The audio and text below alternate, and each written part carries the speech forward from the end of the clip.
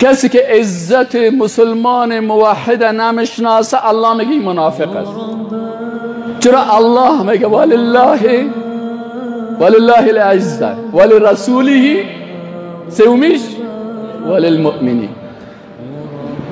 به عزتی مسلمان با چی میشه؟